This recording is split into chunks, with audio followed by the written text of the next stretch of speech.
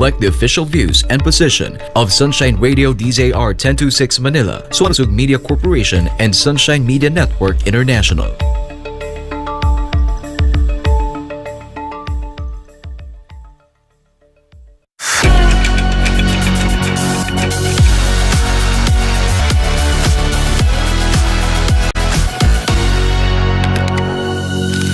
Good evening and welcome to SMNI. This is Business and Politics and I'm your host, Dante Klink.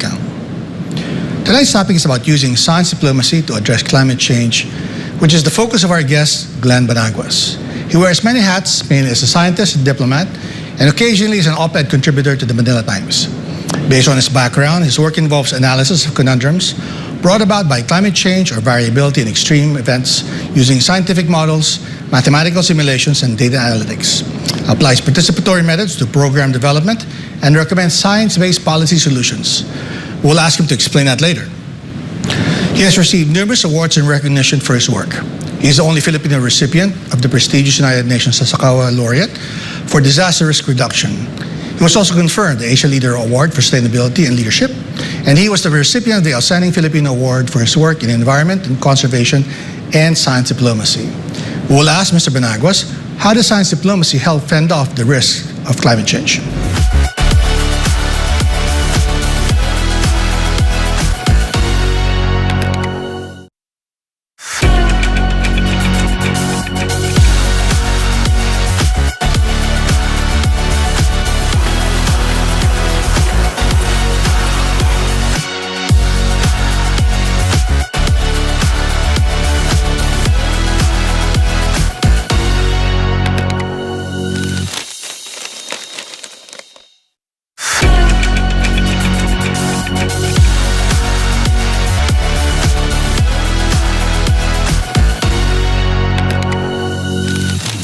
Mr. Glenn Banaguas, nice to see you again. Do you mind if I call you Glenn? Because that's how I normally call you. Thank you and welcome to Business and Politics. Thank you for making time.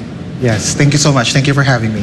Well, climate change is a big topic. We say in our business that this is a running story. Maybe can you give us an update on where the problem is now? And then your field is science diplomacy. What is the role of science diplomacy in tackling that issue? So where are we now first? All right, in terms of science diplomacy, by the way, in 2016, I created this particular program, the Science Diplomacy Program, for the ASEAN region. Okay. So it's part of my activity as an honoree and as an awardee of the U.S. State Department. So I told, in one of my activities, I told them I want to create a program that is very sustainable. And that's the reason why I created the Science Diplomacy Program for the ASEAN region. And what is the purpose of this? The ASEAN Science Diplomacy Program is actually to train our outstanding scientists and engineers of Southeast Asia on how science is going to be communicated and how science is going to be used, going to be utilized by our policymakers and decision makers. Because we have seen a lot of policies and laws, and it's much better if science will be integrated to these policies. And that's the reason why I created that program. Now, our scientists, I don't want them to be siloed. If you talk to the scientists or the engineers will tell you, oh, this is what we're going to do, these are our programs. So very technical in nature. Yeah. But if you're a science diplomat, we want our science to be known. We want our science to be useful to the different beneficiaries of the project, the different partners. We want them to embrace the importance of science, and that's the reason why there is what we call Science Diplomacy Program. I was a bit surprised, and forgive me for saying this, that because I've known you as a Harvard Kennedy School alumnus. We know each other also because of the Philippine Council of Foreign Relations, right? So I know the diplomacy part. I didn't realize your background was really chemical engineering. Yes. Right. So how did you get involved in this? What is the main thing that we should be looking at right now in terms of climate change? Climate change, yes. The Science Diplomacy Program, right, it can be used as a platform to address the impacts and risks of climate change. So in 2010, I created this program, the Climate Smart Philippines Science for Service program.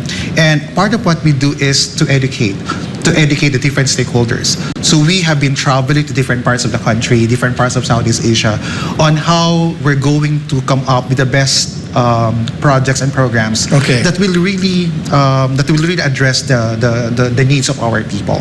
And that's the purpose of Climate Smart Philippines. So we have been traveling to Luzon, the Visayas, and Mindanao. To be more specific, for example, in Climate Smart Mindanao, we have partnered with Mindanao Development Authority in 2016. We partnered with them. That was during the time of Secretary Alonto when he was still alive. And part of the partnership is to train and capacitate all stakeholders, the government agencies, the local government units, even the indigenous community. You're saying, right? Correct. The academe, the university and colleges, the civil society organizations, the non-government organizations, the church leaders, the youth, the women, the communities of farmers, fisher folks, indigenous people, and even the private sector. Right. So what is the purpose of that? For example, in Davao, because Davao before has never experienced tropical cyclones. But if you look at the changes right now, they have been experiencing flooding, they have been experiencing different types of climate hazards. And that's the reason why we need to capacitate the entire region. And part of that initiative and advocacy is to partner with Mindanao Development Authority, because I told them you cannot just go to Mindanao and create programs there. So you need to go to different government agencies to help you to implement the program. And that's the reason why we partner with MINDA. So we started in 2016, and last year we had a renewal of the partnership with Secretary Acosta, and it was what? It was really great, because now we're not only concentrating on the climate change adaptation, adaptation meaning assessing the risk and how we're to different stakeholders.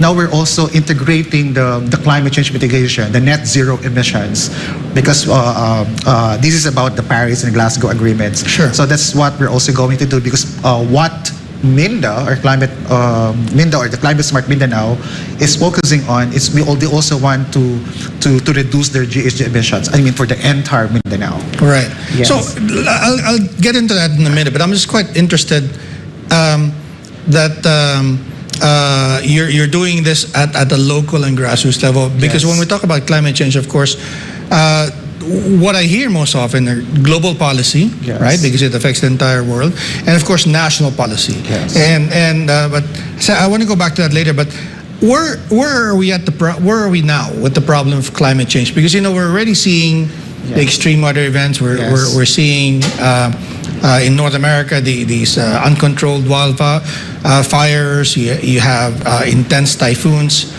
with increasing frequency now in our part of the world.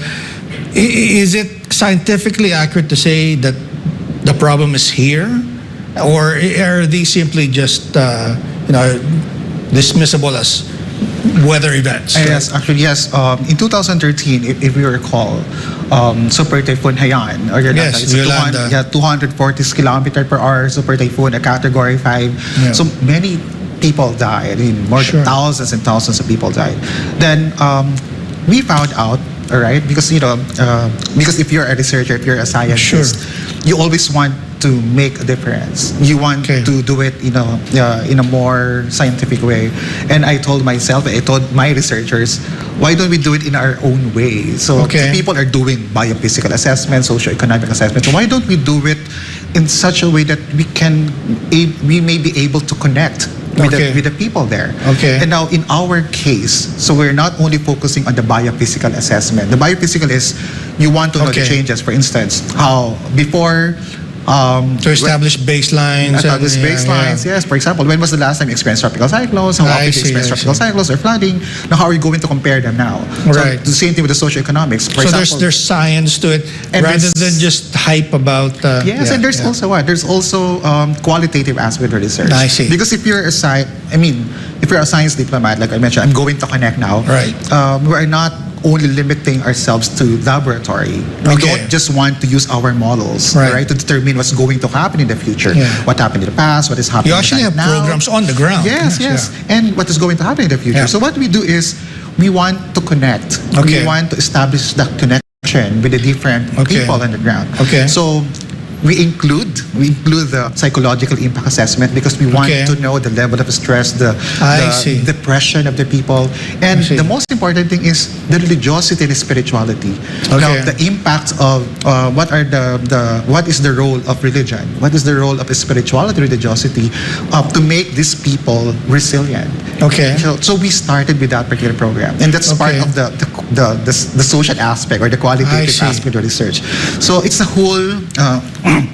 The approach is not just the quantitative aspect using the models, Right. but you also want to validate these models by the actual experiences of the people. Now, are you doing this uniquely in the Philippines, or are you part of a global community that's sort of comparing notes and working together on the methodologies and actual practices? What's the case? Yeah, we started with the Climate Smart Philippines, and then Okay. we replicated that in Southeast Asia. That's I why. see. So from Climate Smart Philippines, we have the Climate Smart and Disaster Resilient ASEAN. So I see. for the 10 ASEAN member states, simply because that the climate hazards or the climate risk that is experienced with the Philippines totally different from the different climate hazards that are also being experienced by the other ASEAN member states. Yeah, you know, so one thing that I sometimes regret about media is that sometimes we simplify things, right? Because of the need for a sound. But I'm going to do it, which I hate to do. But is it still avoidable? The dreaded impact of climate change. There are some reports that say it's already here, it's too late, and that we simply adjust to it. Or is there still something that we can do to prevent it, or prevent the worst of it from happening? Well, it's really cool, right? My advice to that is it has to be done in a sectoral approach. For example, if you talk Okay. about food security, then there are climate change adaptation programs for that. So if you talk about energy, so what are the mitigating measures? So what are different adaptation solutions for that? So it's really very hard to do it. To approach it. For example, the food, energy, water, because Sure. my advice would always be, okay, you have to address the problem in a sectoral manner, per priority area. Sure. Now, when you mentioned how are we going to address the impacts, in Yeah. the Philippines, we have the National Climate Change Action Plan, or the NCCAP, and it has 7 priority areas: the food security, sustainable energy, water sufficiency; number 4, human security; 5, the ecological environmental stability; number 6, the climate smart and disaster resilient infrastructures and even services; and number 7, the knowledge management and capacity building. So how are we going to localize that so that people will understand the significance of the work? Sure. That's what we do. We travel to Right. different parts of the country, and we train them and capacitate them and tell them and teach them how climate change is going to be addressed at the local level. Yeah, I remember when Senator Legarda was campaigning. This was also an issue that was important to her, and she was connecting climate change with poverty, right? Because they're the most vulnerable. Is that how you would maybe help people understand it or appreciate or do something about it? Because Yeah. it affects the most vulnerable in society, right? Yes, when we started the program Climate Smart Philippines, we really started. Focus was the agricultural sector, simply I see. because the highest poverty incidents, they're either farmers or fisher folks. That's right. So every year, farmers, fisher. That's the reason why a part of the advocacy. Okay, the rich. The rich, they know what they're gonna do Right. if they are devastated, for instance, by extreme weather events. But the poorer becomes poorer every time there is a disaster. Our farmers, for instance, it will take some time before they can recover because, for instance, the crop yield was devastated or was Destroyed, ruined by tropical typhoon, cycles or by typhoons. So something like that. So that's what we do. When we started with Climate Smart Philippines, the real focus was for the farmers and the fisher folks. That's why if you look at some of our works, we're focusing on the agricultural sector, our farmers, fisher folks, most vulnerable sector, the most vulnerable sectors in the society. Right. Very, very interesting. Glenn, we'll just have to take a quick break. Sure. You're watching Business and Politics. We'll be right back.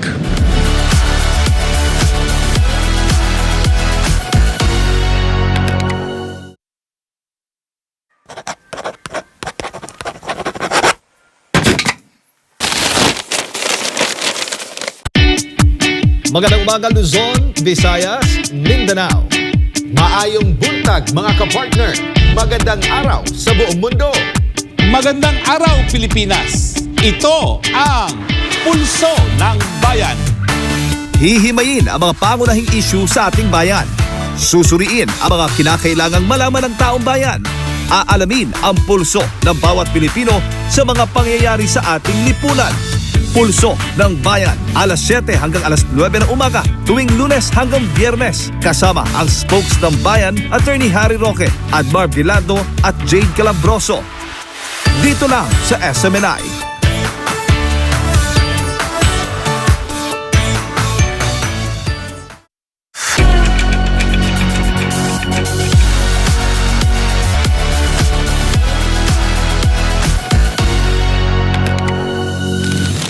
Welcome back to Business and Politics. We're talking to Mr. Glenn Banaguas, a science diplomat. I'm just curious, just to give people a better appreciation of what exactly you do. Can you talk about, maybe some of the specific communities that you work with and the intervention that your group does? Okay, one of the examples was Interlock. Okay. The Climate Smart Interlock. We're in. We work with the communities. So we installed ultrasonic flood detector systems in some of the barangays. So that's Ultrasonic flood detector systems. flood detectors. Okay. Systems, yeah, flood detector systems, and this is in partnership with the OML Center. Okay. What's the Oscar M. Lopez Center. Okay. So that particular project was funded by OML Center. So Okay. that's one of our projects. So there's another one in Mindanao. So Okay. I mentioned Mindanao Development Authority, Yes. but there's another one when BARM was born. Okay. Yes.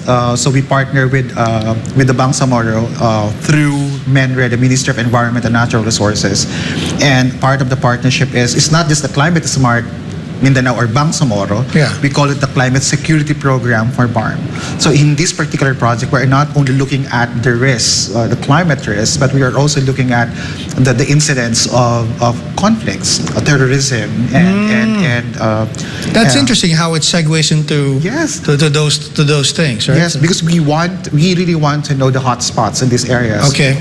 What particular area with that are experiencing different types of hazards. At Okay. the same time, areas with high incidence of conflicts, terrorism, violent extremism. So and we're still in the process of assessing those areas. So we're going to provide the results by August. That's very interesting. Yes. Does your work at the grassroots lead to? I mean, of course, it leads to data and best practice that you replicate. But does it lead to policy recommendations at the national level? Yes. Is that something you're looking forward to? You're doing it already? Yes, that's what we're doing actually. Okay. It's not only limited to the assessment, because the next Right. part will be the management part. What do you do about it, right? Yes, Yeah. and after the management part, what are the different policies that you can recommend, all right, to address these issues? Now, under the Climate Smart Philippines, I'm going to go back to the program Sure. I mentioned. So there is what we call TRIP framework, the track. T stands for track assessment, R for the risk assessment, I the impact assessment, the P is the policy analysis. So after the assessment, that's where we recommend the best and the right recommendation solutions that will really tackle the need, that will really address the needs of our people. So we don't just provide programs. Because I have experiences. This is what the governor wants. Glenn, this is what Exactly. we want. Even the This mayors, is what's on the master plan. yes, this is the Yeah. master plan. This is what we want. And I said, okay, because now I can tell them, okay, before you implement that project or program, let's assess it first. Okay. Because sometimes there are mismatched solutions Okay. or programs. Okay. I said, before we implement that, because I don't want. Can you cite examples of what some of those mismatches? Without referring to an LGU, right? But is there yes. something that comes to mind? Yes, because they wanted to come up with, for example, we wanted to have a school. Okay. Are you sure that you want to have a school? I mean, it's school for the people there. I said, so how are we going to address climate change there? So Okay. we just want to have a school. I said, And then he mentioned, because this is what our people want. Okay, but let's assess it first. If you want me to come into the picture, so the approach will be about the impacts and risks of climate change to your municipality first. Because if this is what you want, if school is what you want, but that's not it, and it's not the need of your community, so there's a mismatch there. So I always start with the assessment. Yeah, first. you mentioned Typhoon Yolanda, and I seem to remember that you mentioned that during your presentation at the Manila Times Sustainability Yes. Forum. Something about the placement of the evacuation center. Yes. Could you elaborate on the point you were making there, that it ended up becoming dangerous, right? I mean, Yes. but you know. Yes, in Yolanda. Now, if you recall, some of the people went to the evacuation center Right. during the time, and That's where they died. And not only that, I mean, Yeah. because it's an extreme event, 246 Yes. kilometer super typhoon. I mean, Yeah. The area where they went is actually a hazard-prone area. I see. So, and that's the reason why there should be science in the assessment. So, and this is what I always tell to not only to the academe, to all our Right. partners. So, yes, we may have the good programs, you may come up with the best policies, Yeah. but do not forget science. Right. So, because science will really provide you. I'm not saying the best solution, but this will really guide you on what you're going to do and what you're going to implement Right. in your province, in your municipality or city. So yeah, others really follow, and that's now where we're able to partner with different organizations. For example, Yeah. in ULAP, the Union Leagues of Authorities of the Philippines, it's the League of Governors, Vice Right. Governors, Mayors. So we partner with them. Again, so part of the partnership is to train and capacitate all these stakeholders to come up with the best solutions. Now, it's not only that. We're also focusing on helping them on how to access funding, a climate finance program. So for instance, the PSF, the People Survival Fund, which can be accessed by the local government units. I see. So yes, it's a 1 billion grant which can be accessed by local government units, and the project proposal has to contain climate science. Right. So yeah, it's kind of technical, but Yeah. that's what people want. So it's not a loan, but it's a grant that can be accessed by our LGUs. Do you find that there's a lot of facilities like that people, even mayors and local government officials, are just not aware of, or they lack the information? Is that a problem also in the Philippines? Yes, actually, it's really true. That's the reason why we have been traveling, and Okay. we need to provide that assistance. That's part of your capacity Yeah, building. capacity building. Again, that's part of advocacy. By the way, for everybody's information, we do it for free. Yeah. We're not being paid for that. But Yeah. so since it's for free, and since it's part of your advocacy, Sure. there's love on it. We love to provide that kind of training to our Right. to How our to apply, stakeholders. where to apply. Where to apply. Yeah. So we teach them how to assess what is really happening in their municipality. At the same time, once it is assessed, then we help them to develop the program, Right. develop the project, and then I the see. next step is how to help them to submit it to the People Survival Fund. Now, it's if you have that particular project, they want to access the PSF, the People Survival Fund, they just have to submit to the Department of Finance. Right, and I hear there's a number of programs that exist Yes. regarding climate change, right? But on the national level, is there something that you've learned along the way as you have been helping these local government officials that maybe our national officials should know about, or should maybe think about in terms of crafting new laws or new policies on a national level? Okay. Because SONA is just around the corner, right? Yes. And I was just wondering maybe if there's if you had an opportunity to give inputs, right, to what the president and Congress should be looking at based on the work that you're doing. What are some of those things that you'd like to have them pay attention to? Probably it's going to be in two ways. I mean, first, in terms of climate change mitigation, so because up to now, there's no specific law, there's no specific, there's a Climate Change Act, but there's no specific or standard tool that can be used, for instance, in the climate change mitigation. Because, for instance, in my work with Philippine Airlines as an advisor, so part of our commitment in Philippine Airlines is we want the aviation industry of Philippine Airlines to be the leader in global in the aviation in terms of the net zero emission. Right. So we want it to be what? we want to reduce our GHGs, all right, or carbon in the form of Greenhouse carbon, gases, yeah. or greenhouse gases. And we want to reduce it by 2030 and next a certain percentage by 2030 and before 2050. So that's what we're doing right now. We're done with the assessment and we're done, and we're going to come up with the implementation program. We're going to implement the programs by July, by next month. So just one example. If That's you want to interesting. replicate That's the it- interesting Yeah. part, because it's not just research, but it's actually a program that's about to be implemented by, in Yes. this case, Philippine Airlines. So Yes, correct. when you say that you're implementing it in very soon, what is it that PAL will be doing to reduce its greenhouse gases? So what is the recommendation to PAL? Upon recommendation to PAL, and this is also in a close coordination with the President, Okay. Captain Stanley Nang, because Yes. this is also his brilliant idea. Okay. So, because he said, every time we talk, that he wants also to be remembered, not just He wants a legacy, the legacy. yeah. So he wants to have a legacy on resiliency and sustainability in the aviation sector.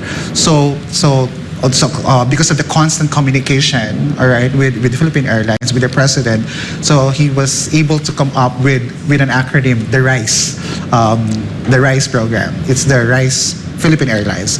R stands for resiliency, I stands for inclusivity, S stands for sustainability, and E stands for enculturated airlines. So what do we mean by that? Resilient because we want our people, not only the employees of Philippine Airlines, but all our partners to be resilient.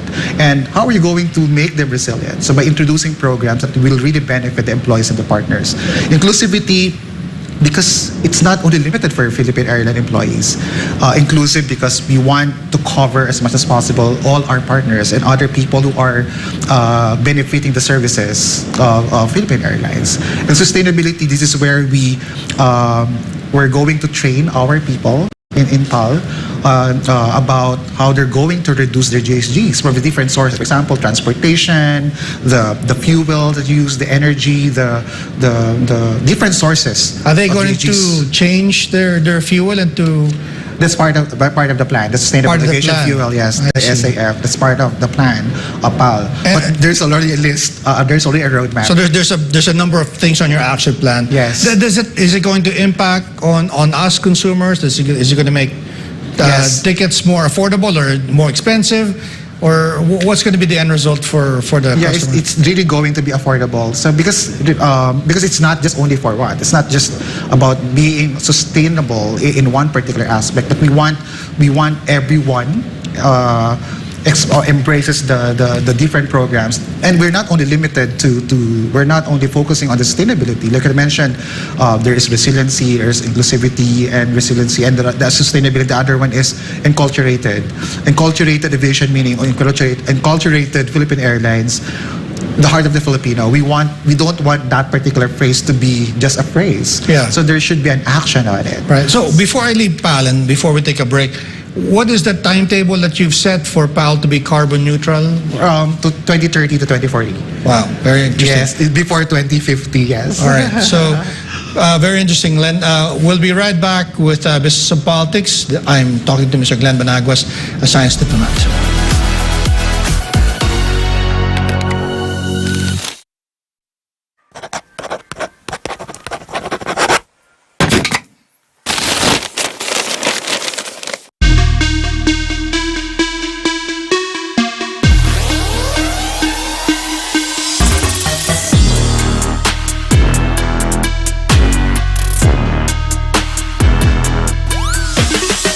Abangan ang Banateros tuwing Martes at Huwebes, live dito lang sa SMNI.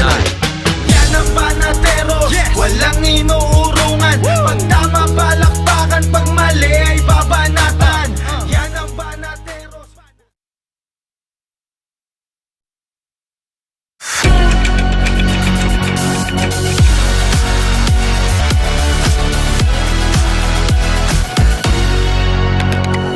Welcome back to Business and Politics. We're talking to Mr. Glenn Banaguas.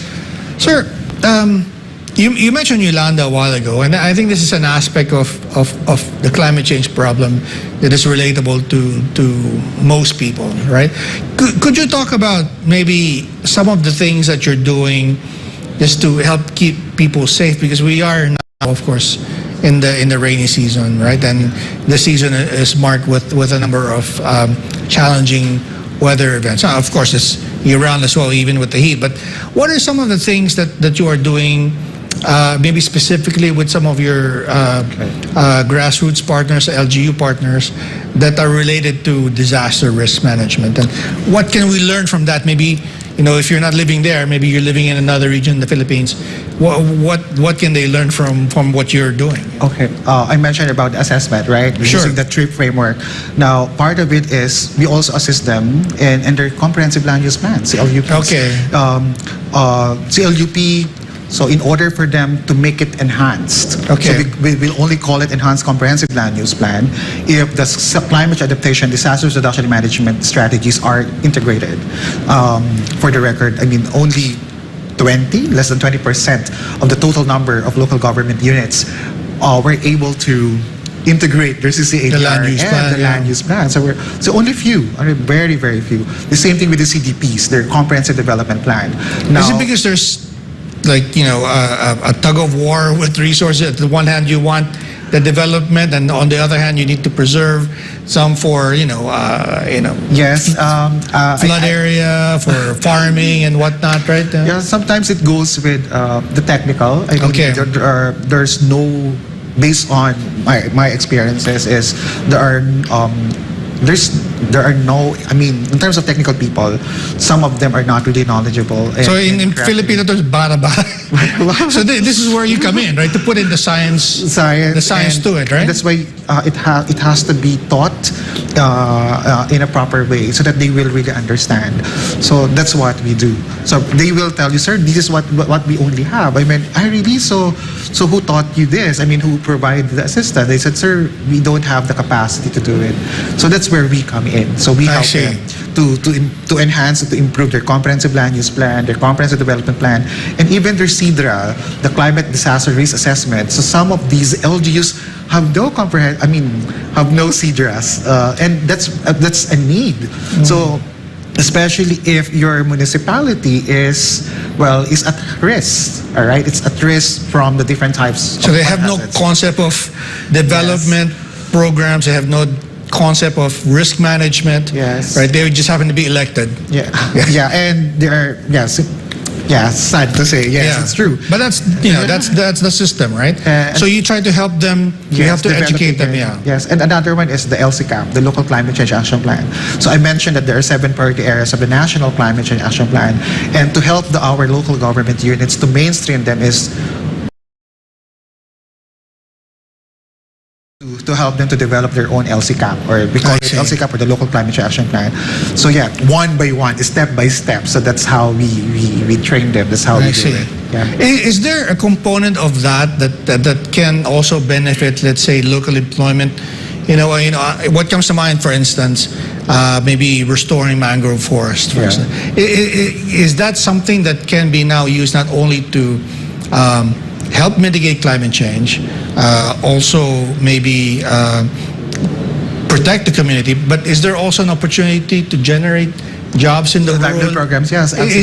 Is that a way to do it also? Is there a way to do it? Yeah, it's really part. That's also part of what we provide. That's the reason we always start with the assessment. Okay. Yeah, because there are many things, right? Many things will come out. This is what we want to do, but in the assessment, this is not what you need. Right. So we always start with the assessment, and then part of the policy recommendations is the livelihood program, sustainable livelihood programs for the communities. That's part of what we also provide. That's interesting. Yeah. Now you're talking earlier about energy, right? With and that's an area where we see a lot of concerns, right? In the production of energy. What should the policymakers be looking at there in terms? You're already working on the ground. You're seeing the impact of climate change on grassroots communities, right? But is there something that the Philippines can do? Because we're not, a major producer of GHGs, right? But we're certainly, maybe a victim of its consequence. Mm-hmm. But is there something that needs to be looked at? In terms of the energy sector policy to make it congruent with Yeah, we the have needs of climate change Yeah, mitigation? we have the policies, right? We have the renewable energy. We have those, and I think that's what other companies are doing. So aside from PAL, so integrating now, they're introducing renewable solars in order to reduce their GHGs. But you're only addressing the one part of the pie. I see. Right? Because, for example, this energy, but remember there are different sources. Okay. Different sources of GHGs. Now, in our case, when we did really a comprehensive assessment for Philippine Airlines, because we covered everything. For example, the building infrastructure, the different types of raw materials. I see. It's what are different types of equipment that emit a lot of GHGs. So we do it per room, per floor, per building, per infrastructure. Then we also have transportation, because people are not aware that every time you travel from your house, from your home, going to where you work, you actually emit an X amount of GHG, and again, Right. people are not aware. So we have a tool for that. So we also do that for Philippine Airlines, both for the private, for those who have private cars, and for those who are also commuting. Then we also have the food that you eat. So it has to also to be estimated. So if you want to, if you really want to claim that you are a carbon neutral company, so it has to be done in the most comprehensive way. Right. So When you talk about food, is there an argument to be made about sourcing locally, or maybe developing what is indigenous, rather than, as you said, because you're transporting these things? Yes. Of course, if it comes from overseas, then I can just imagine the carbon footprint of Yes. that import. That's part of what we estimate, and even the type of food that you eat. So, for example, if you eat beef, so there's an X amount of GHG, so I see. carbon. So, and we did a baseline assessment for the whole community. That's very interesting. And even for example, the human, for example, for humans and for the employees, how many times do you text? How many times do you send emails? How many times do you call? So wait. So how many times should I text and email? Well, what is the if I were a client, or maybe someone you're helping out, what would be the recommendation that it would be done in a responsible way? Again, we do it. We do it it really depends on the approach. I mean, I see. for example, if you kept on So calling, there's no template. You actually you do the We have our own- assessment. Yeah. we have our own template, Yeah. and then we provide it. For example, if you kept on sending emails, for example, sending emails 100 times a day, so you can reduce them actually. So we provide them how they're gonna do it. I see. Then even the calls too, and texts. That's very interesting. Yeah. So you're mentioning earlier, when before we started the program, you're also working with some indigenous communities. Yeah, right? yeah. So We partner with I would think that they would have a low carbon footprint. Well, what are some of the things that you guys are working with on that? Yes, based on our experiences, we had Dumagats before. That's in 2011 and 12. It's in General Nakar in Quezon Province. I We see. call it the General Nakar Infanta Real, because that area. That's where the Damagas are. Yeah. And it's very, in terms of tropical cyclones and Okay. Yeah, tropical cyclones. So they were in terms of risk, it's very high. All right, so that's the reason why we chose Dumagats area. So part of our recommendation there is really to let the people be aware, to let the Dumagats aware about the impacts of climate change. Right. So, and we also had experiences with the Mangyans in Mindoro. Then we have experiences. We also partner with the Banaguas in Palawan. So there. So part of our training, we don't just go there to interview them. Part of what we do is also to train them how to use a science for their own policies. For example, in Tagbanwa, the Tagbanwa indigenous people, we trained them. We taught them how to use climate modeling, rainfall, temperature, and there were some For agriculture? for agriculture and for fishery, I because see. the Tagbanwas are either farmers and fisher folks. I see. So yeah, they were able to do that, and they were surprised. Sir Glenn, thank you. Your team helped us to understand on what's going to happen in the next 30 or 60 years. So there's a tool, there's a module that we provide to the indigenous people too. That's interesting. What about some specific households? Do you have something for like the ordinary people? I mean, some recommendations on maybe what to do. I mean, the Philippines is quite notorious now for plastics, right? Is there something that that could be done on the consumer behavior side of things that would have a big impact? If little things that we can do, but will have a big impact on the overall problem. Yes, actually, are there such things? Yes, you mentioned the change, and that's the bottom of it. It's the behavioral change, because once they know what they're doing, once you tell them about the impacts, it's more than awareness. Okay. But it's about telling them and convincing them that you don't have to be a scientist to make a difference. So it all starts with the awareness, but you also have to convince them that they can also provide solutions, that they can do something about it. Yeah. How do you convince them? Because in most households, the attention would be to be efficient in their consumption. So they're buying smaller sachets, right? But they end up polluting the environment. So how do you convince them that, look, maybe you don't need to scrimp here and create this problem, and you need to be spending more on this, but it'll be worthwhile down the road. For that particular purpose, we deal with the mayor, and then let the mayor provides the training to the barangays. So there's a session for that. So we provide them, these are the things that you're doing, or these are the things that we are doing. This is how you're going to solve it. Because waste is also part of in terms of GHGs, because it also contributes to your greenhouse gas depending on the amount of your waste. So that's what we also provide. So we also did that for PAL, and I think PAL is also going to implement that for their employees, and it will really create a multiplier effect. Okay. So and that's the main goal. We don't want we don't want our solutions again to be siloed by a certain by the community. I mean, it has to be taught by their it has to be taught to the children and to the children's children, because it's not just the concern of today, but it's also the concern of tomorrow. Right. Yeah, I have to take another quick break, but is there a website that they can go to? You want to mention that website that they can learn more about the programs and maybe how to partner with your group? Yes, there is. It's not. The website is ongoing. I mean, it's under construction. Is there a social media page that they can go to? Yeah, they can go to the Environmental Climate Change Research Institute, because that's the organization. It's a youth-led organization. So they can visit that group. All right. We'll be right back with Mr. Glenn Banaguas. This is Business and Politics. Please stay tuned.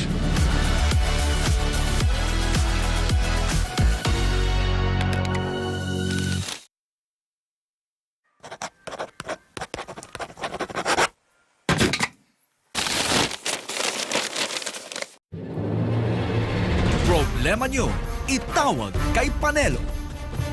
Ikaw ba'y may suliranin na may kinalaman sa mga ahensya ng ating pamahalaan? Inihahandog ng SMNI ang programang makakapiling ninyo sa araw-araw na maaring ninyong maging daingan. Tampok ang dating Chief Legal Counsel ng nakaraang Pangulo, ang veteranong abogado na si Attorney Salvador Sal Panelo. Bishops. Tulong at payo tagapamagitan sa ating mga lingkod bayan. Problema nyo, itawag kay Panelo. Lunes hanggang Biyernes, alas 9 hanggang alas 10 ng umaga. Dito lamang sa SMNI. Ang totoong boses ng bayan.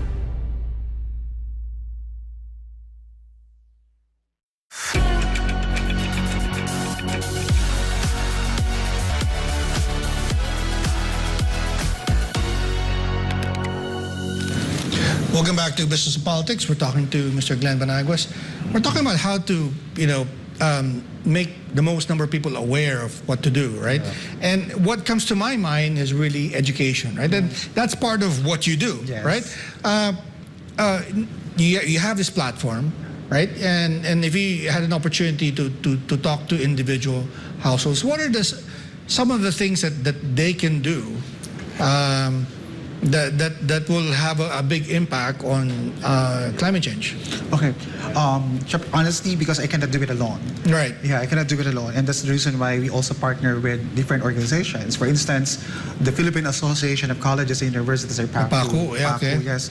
And part of our partnership is because I cannot travel all the time. Sure. So if I train them, we call it the training of trainers. If I train them, so they will be the ones to take care of their own community, their own provinces, or their own municipalities. So you train them to do the assessment. Yes. And then focus programs based on the outcome of those assessments. Yes, absolutely correct. I Because see. for every particular, for example, if we go, the problems in Luzon are totally different. I in see. Visayas and in Mindanao. So you don't recommend solutions that are suitable for an urban center to a rural area? Yes, cannot be. Yes. Okay. Yeah. So it has to be site specific. I see. And like what I mentioned, we have to do it. We have to do it comprehensively. The assessment has to be done comprehensively. So it's not because this is what the mayor wants, this is what the governor wants. Right. No, it doesn't work that way. Now, is there room maybe to recommend to people now reviewing the education curriculum, the basic education curriculum in the Philippines? Is that something that should be part of the basic curriculum? Yes. And then what are some of the practical things that maybe you've seen elsewhere that can be done here in terms of designing basic education? Yes, we did that. If you recall, again, I'm going to go back to Yolanda. Sure. I was part of the team, the research team that made recommendations why there should be a change in the school calendar. It was actually my recommendation. Okay. That was during the time of... You mean changing it back to before or changing to what it is now? Now, to August, from Okay. June to August. Okay. Because we, remember, it's in 2013, thousands of people died, right? And part of our recommendation, it's a project, our project with Commission on Higher Education, or CHED. Okay. And as far as I remember, it was mentioned by the former chairman, Patricia Licuanen. Okay. So she didn't want the people, or the students who were affected or victims by Yolanda to graduate. Yeah. The reason why I graduated because I'm a victim of Yolanda. So she doesn't like that. So what she did, even though there are victims, we can do something about it. They have to work on it. Yeah. And that's the reason why we made modular programs or modules for them. I see. And part of the recommendation during that time was to change the calendar, so they're not exposed to the typhoon season. Absolutely. But what's happening this year, or what happened this year? We had the El Nino. Yes. We had a severe summer, and there's now people pushing back that, hey, maybe the old school calendar made sense because you want to spare the children now for extreme heat. Is that a valid argument? Or? Actually, they were probably they were not aware why there was a change before. Okay, so, they forgot that there was a Yolanda. Yeah, they forgot there was Yolanda, Yeah. and most of the tropical cyclones that entered PAR in Philippine responsibility, the rainy season was in June. Yes, June, July. Yeah. So we during the time we provided the Commission on Higher Education the list, the science, number of tropical cyclones, which particular month, and that's the reason why we were able to convince them to move it to August. I see. Now we have the El Nino, but El Nino doesn't happen every year. Yeah.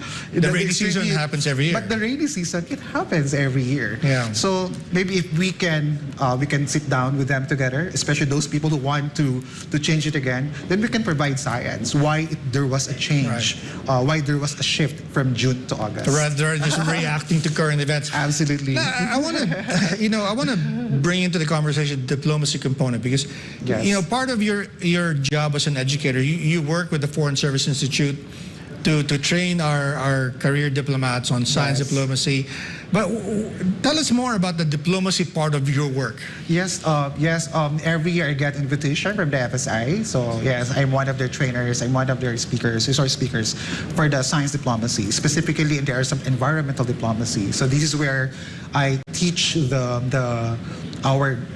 our cadets, Our career diplomats, the career diplomats, on how they're going to be aware about environmental impact assessment. So I teach them EIA, the environmental impact assessment, the environmental management system, or the EMS, That also includes the climate diplomacy. So those are the subjects that I teach. Does it require a specialist, or is it something that diplomats should be generally aware of?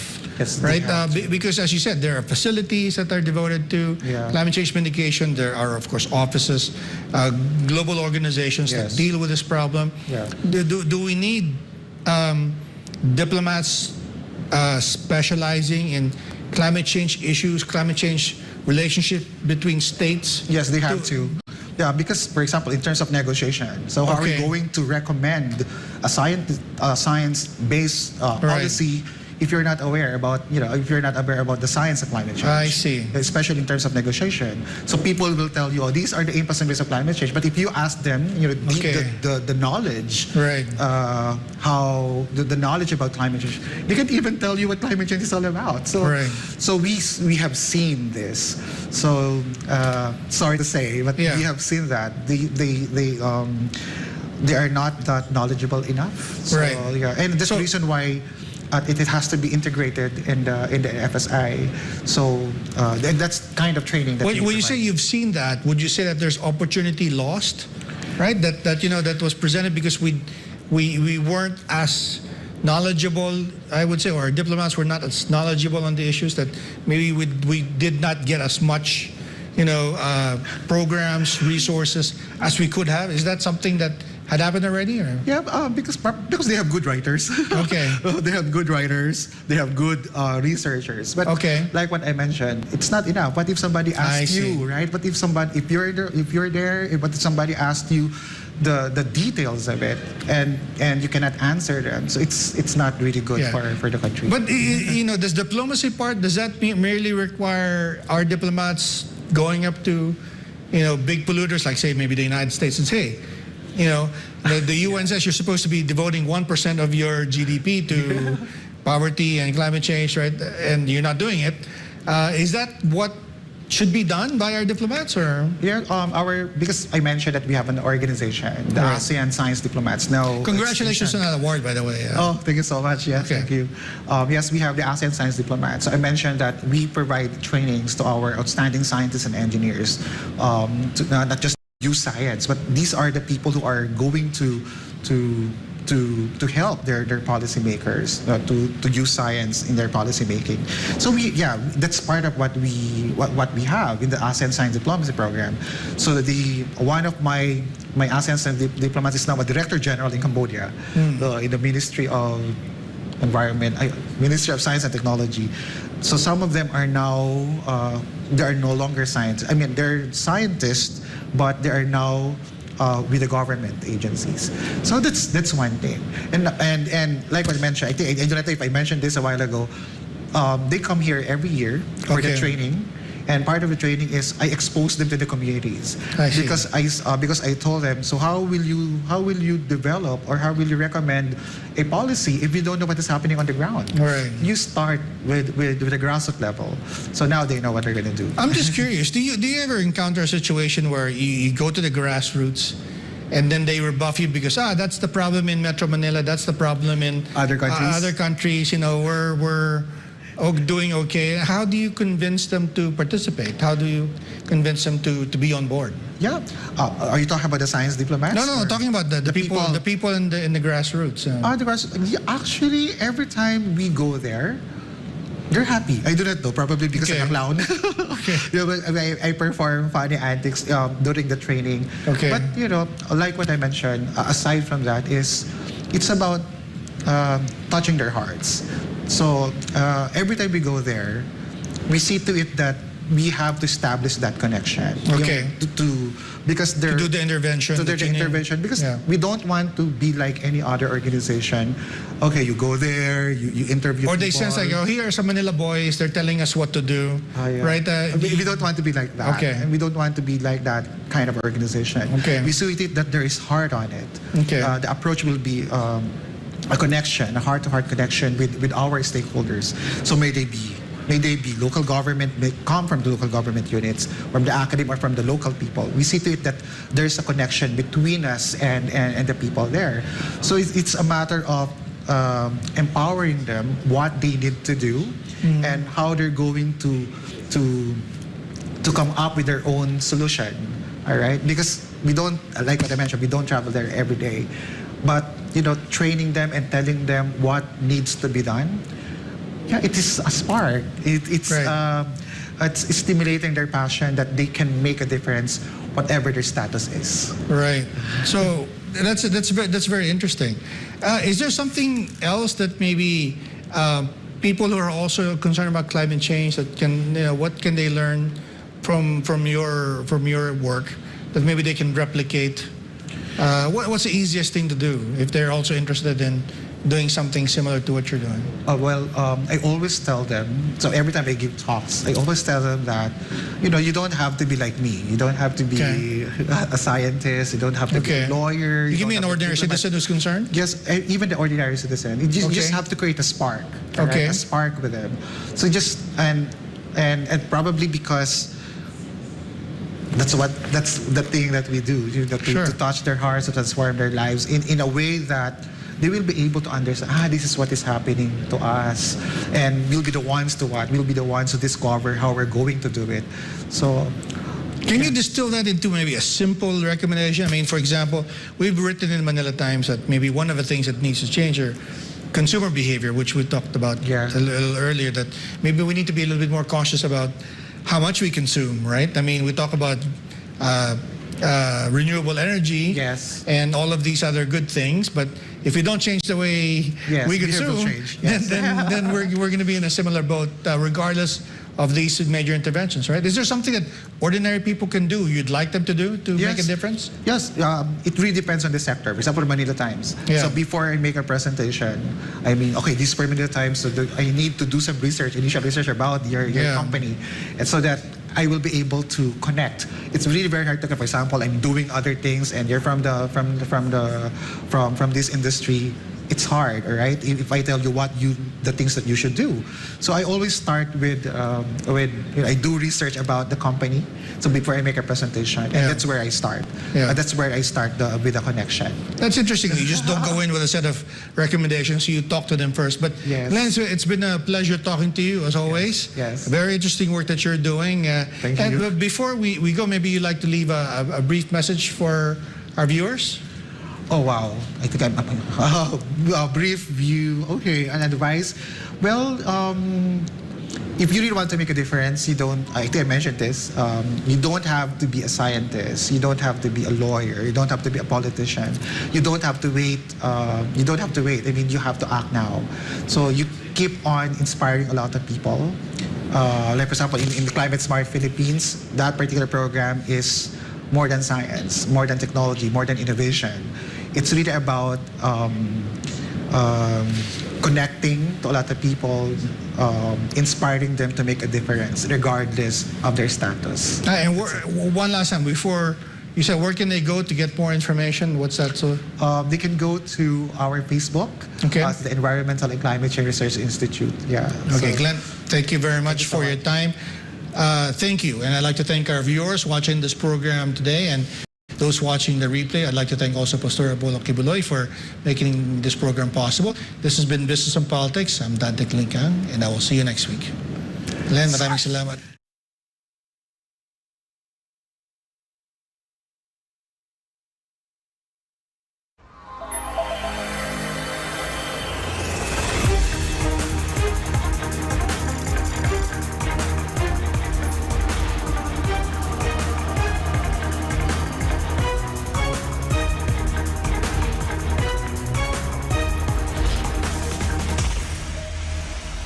This is SMNI News Channel. Truth that matters.